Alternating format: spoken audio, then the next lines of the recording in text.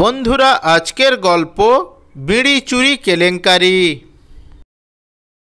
শুনছো, বাড়িতে তো কাঁচা সবজি শেষ হয়ে গেছে। সবজি কিনে নিয়ে এসো বাজার থেকে, রান্না করতে হবে তো। কেন, বাড়িতে তো আরেকজন আছে নাকি? ও বাজার করতে যেতে পারে না? ও তোমার ছেলে? ও তো এখন পড়ে পড়ে ঘুমোচ্ছে। রাত 4টা পর্যন্ত মোবাইলে পাবজি খেলবে আর সকাল 11টা পর্যন্ত ঘুমাবে। আচ্ছা দাঁড়াও, আমি ওকে ডেকে দিচ্ছি।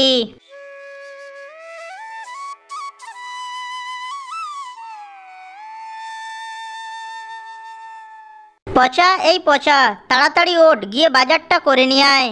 ধুর, এই সকাল সকাল ঘুমের ডিস্টার্ব করে দিল। কি হয়েছে?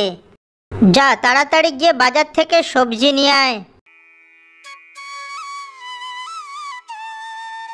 ধুর, ভালো লাগে না, একটু শান্তিতে ঘুমোতেও দেয় না। আমি আর থাকবো না এই বাড়িতে, আমি এক্ষুনি বাড়ি ছেড়ে চলে যাব।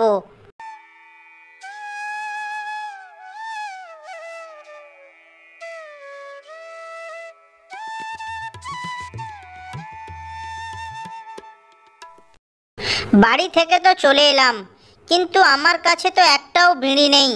বিড়ি না খেলে আবার আমার ঘুম ঘুম পায়। এখন কি করা যায়? দেখি কারো কাছে বিড়ি পাই কিনা।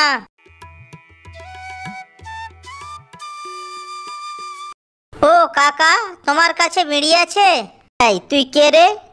না না, আমার কাছে বিড়ি নেই। আচ্ছা, তুই ঝন্টুর ছেলে না? হ্যাঁ, তো কি হয়েছে? না না, কিচ্ছু না। না, এবার বাড়ি চলে যাই।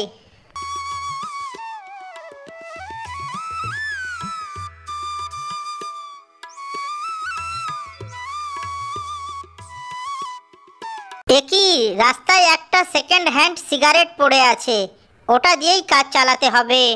ওই দেখো, তোমার রাজপুত্র বাড়িতে ফিরে এসেছে।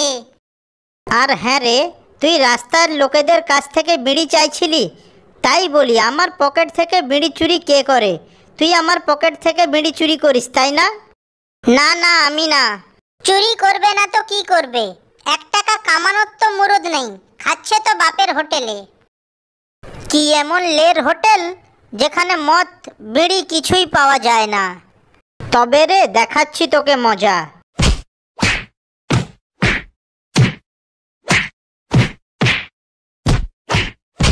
পচার এখনও জ্ঞান ফেরেনি, হাসপাতালে কোমায় ভর্তি আছে।